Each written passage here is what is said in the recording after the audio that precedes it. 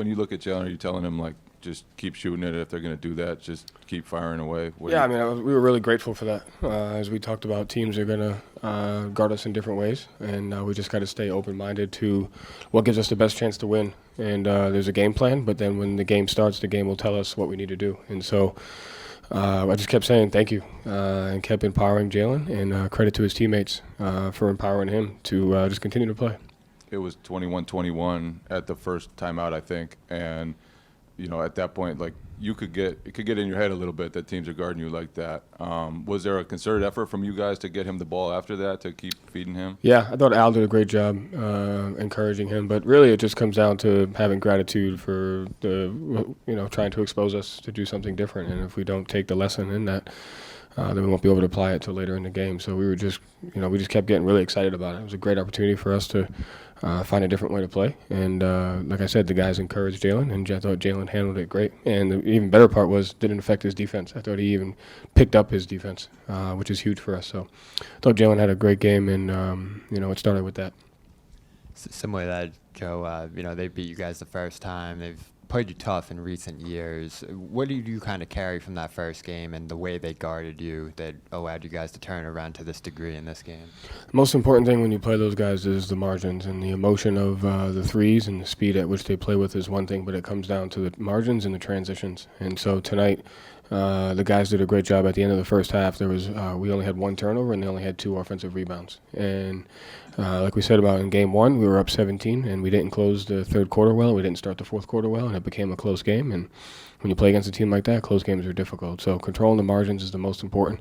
We controlled the margin. We kept them out of transition with our offense, and we were able to get out in transition because of our one-shot defense. And so we just have to continue to keep the game connected and understand how each part of the game affects the other, and fight like heck to execute that.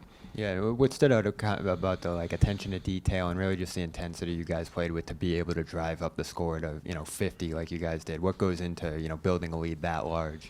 I think it's the team's their discipline and their mindset and their togetherness. So one of the most impressive things of our team is we won the start of the third quarter 17-10, and that's really important to be in situations when you can have a chance to have a letdown and you win by 7. And so that's why they stayed out there, and that's why we practiced that. It was very important that we won that first segment of the third quarter.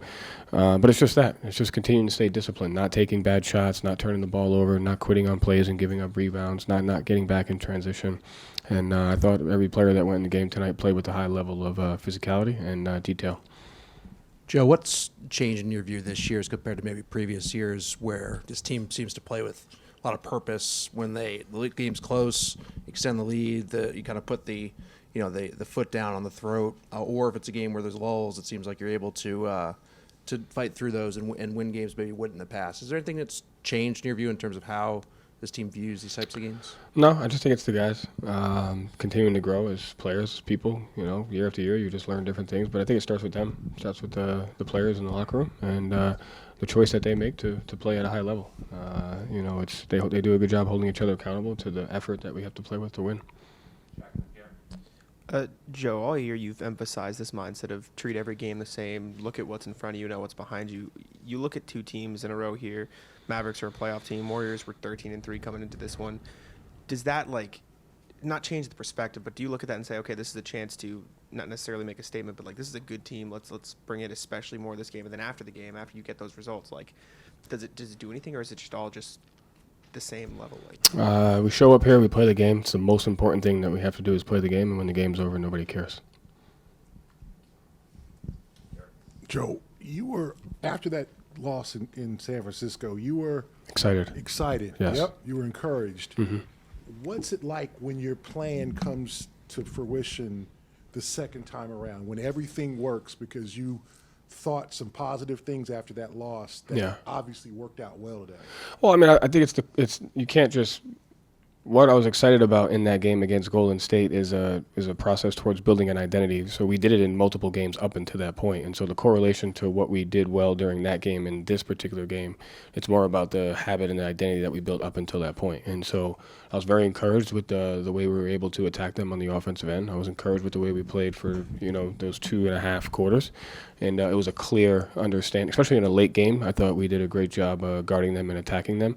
but it was a clear distinction between the end of the third and the start of the fourth. And so just keeping that as an identity of knowing how to manage games, how to manage runs, is something that we talk about a lot. And I think the guys have grown in their identity as far as game management. And I think that game really exploited that for us, and it's something that we try to work on. Has a team kind of played better than you expected in the last couple of weeks? Are they doing everything you ask? They're doing everything that we say, not that I ask, they're doing everything that we say we need to do. And so, like I said, they have a veteran team, they have a bunch of smart guys. It's not rocket science from the standpoint of what we know we have to try to work on every day. And so they're doing the things that they know are important for us to get to where we want to get to. And so they're not doing it better than I expected or worse than I expected. It's just kind of like, if we want to win and have a chance, this is the things that we have to do. And so the guys, credit to them for making the choice every day to do it. Joe, the offense in the first half, usually watching these guys over the years, when they get that hot from three, they just want to shoot threes. Yes. But you were 11 of 12 at the rim as well. Mm-hmm. And you had a lot of sequences where the ball, they kind of passed up some of those shots to get those shots at the rim. What kind of growth in that respect have you seen? Because it's not just the hot shooting. They really work to the offense.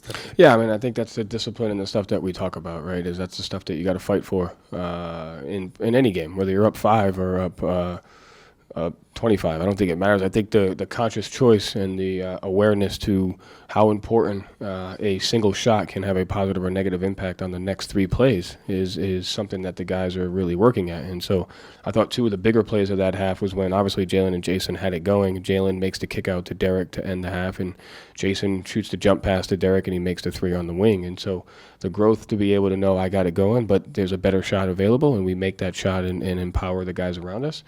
Those are the things that we have to fight to keep, and it's going to be difficult. We'll be tested in that, but that mindset's important, and it's not just important when it's a game like this. It's important when you're up 7 with 2 minutes to go. So it's something that we talk about a lot. Thank you, Joe. Thanks.